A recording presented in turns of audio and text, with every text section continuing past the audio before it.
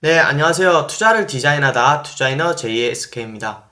네, 오늘은 투자레트 2호, 제 경험을 바탕으로 느낀 내 삶에서 버려야 할 두 가지 군중 심리와 비교 심리에 대해서 말씀드리고자 합니다.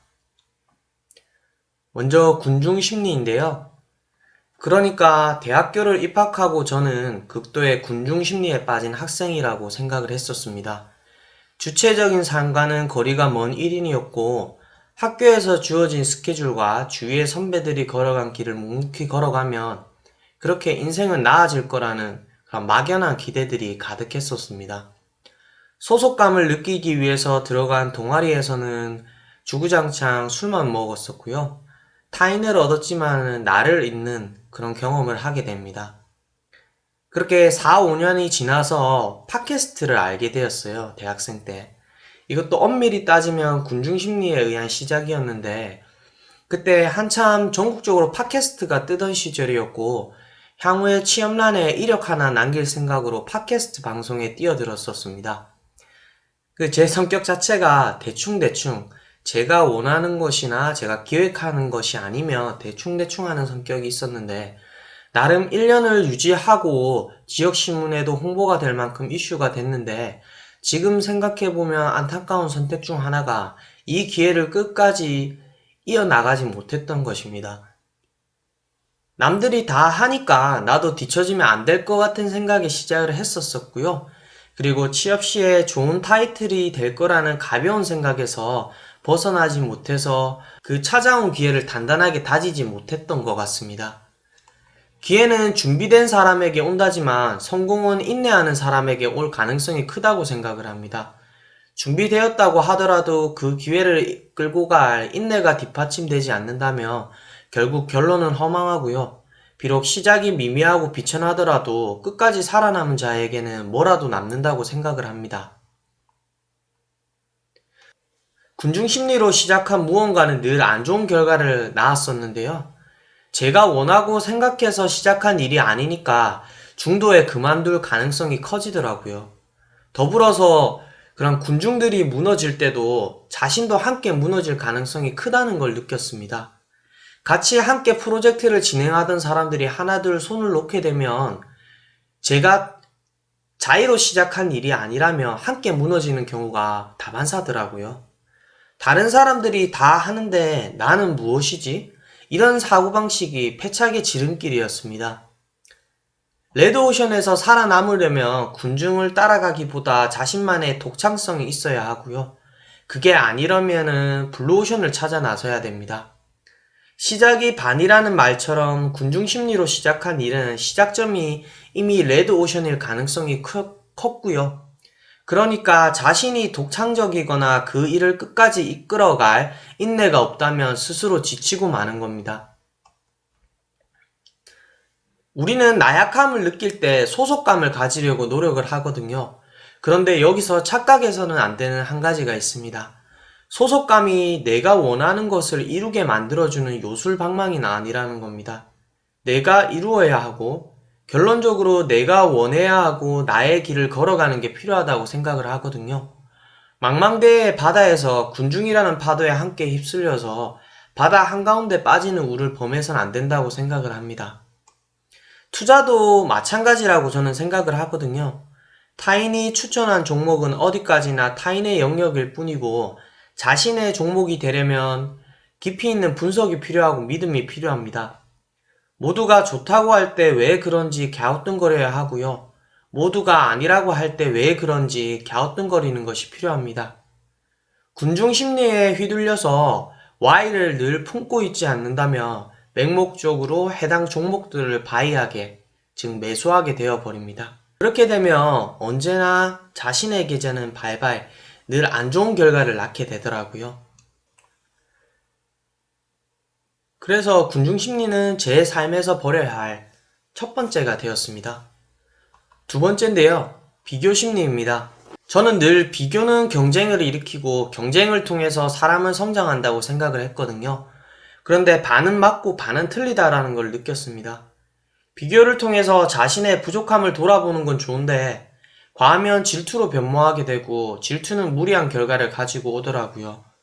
또한 자신보다 못한 출발점에 있는 사람들을 보면서 안도감을 느끼면 그것은 자만과 게으름을 낳고 나 자신을 망치는 길이 되는 거라고 생각을 합니다. A는 저렇게 해내는데 왜 나는 못하지? B보다 내가 낫지 않아? 이 정도면 충분한 것 같은데? 그렇죠. 이러한 두 가지 비교 잣대를 마음에 품고 삶을 살아갑니다. 열등감과 자만심 사이에서 늘 고민하고 자책하고 위로하면서 살아가거든요. 그러다 보면 남아있는 건 자신이 아닌 늘 타인이 남게 되더라고요. 타인의 기준점을 두기보다는 자신의 목표를 이루기 위한 과정 속에 기준을 뚜렷하게 하나하나 세워나가야 된다고 생각을 합니다. 제 경험을 한 가지 말씀드리고자 하는데, 학창시절에 고시 준비를 한 적이 있었습니다. 함께 공부하는 사람들 사이에서 저는 열등감과 자만심에 가득 차 있었다고 생각을 하거든요. 저보다 못한 사람을 보면 자만심과 위안을 느꼈고요. 저보다 나은 사람들을 보면 질투심을 느꼈었습니다. 그러다 보니까 공부 페이스 조절이 쉽지 않았거든요. 열등감에 A라는 사람의 공부 시간을 따라잡기 위해 무리하게 되고요. 자만심에 B라는 사람을 기준 삼아 안도감을 느끼기도 했습니다. 결과는 저를 제외한 A와 B가 모두 합격을 하게 되었거든요. A와 B는 어떠한 목표의식과 마음가짐을 가지고 임했는지는 저는 알 수는 없지만 확실히 제가 실패했던 이유는 비교를 통한 자만심과 열등감 때문이었습니다. 특히나 B 친구가 합격을 했을 때는 부끄럽게 이런 생각까지도 하게 됐는데요. 왜 저 B라는 친구는 되는데 내가 왜 안 되지? 마치 토끼와 거북이처럼 B라는 친구는 거북이 마냥 묵묵하게 제 길을 걸어가서 목표점에 들어갔던 것 뿐인데 제가 괜한 질투심 그리고 허영심에 가득 차 있었던 건 아닌가 되돌아보게 되더라고요. 요즘에 제가 1일 1 블로그, 1일 1 영상, 1일 1 기업 분석 이러한 목표를 가지고 계속 하루하루를 살아가고 있습니다. 제가 비교 심리를 버리기 위해 세운 목표들인데요. 목표를 향해 가는 기준을 타인에 두지 않고 나 자신의 행위에 초점을 두는 겁니다. 이것이 365일이 어렵다면 기한을 줄이는 것도 방법입니다. 주 5일, 주 3일 이런 식으로 말입니다. 이것은 단순하지만 강력한 목표 설정 방법이라고 생각을 하거든요.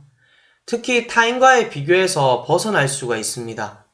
온전히 나와의 싸움이기 때문에 저의 경우에 첫 시작이 블로그였거든요.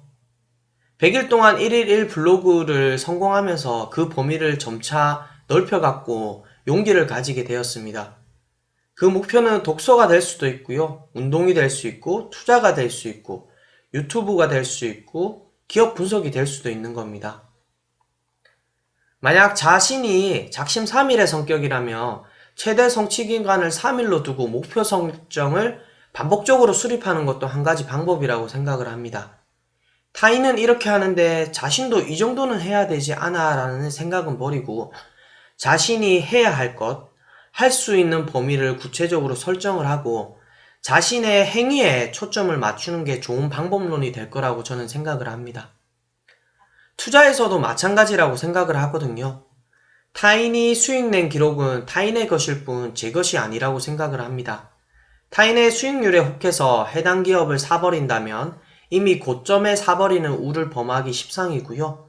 그러니까 내 것이 아니다라는 마음으로 바라보는 게 편안합니다. 나는 나일 뿐 타인이 내 삶을 대신 살아가는 것이 아니라고 생각을 하고요. 타인의 행위로 내 삶이 변화되는 게 아니라고 저는 생각을 합니다. 더불어서 투자에 있어서 내 계좌는 내 계좌고 타인의 계좌가 나의 계좌에 수익을 안겨다 주는 것이라고 생각을 하지 않습니다. 일부 도움이 되는 것이 있더라고 하더라도 그것은 요행일 뿐이라고 생각을 하고요. 자신이 분석하고 믿음을 가진 그 기업을 통해서 수익을 내는 게 보다 더 큰 깨달음을 준다고 저는 생각을 합니다. 이상 저의 경험을 통해서 제 삶에서 버려야 할 두 가지 군중 심리와 비교 심리에 대해서 말씀을 드렸는데요.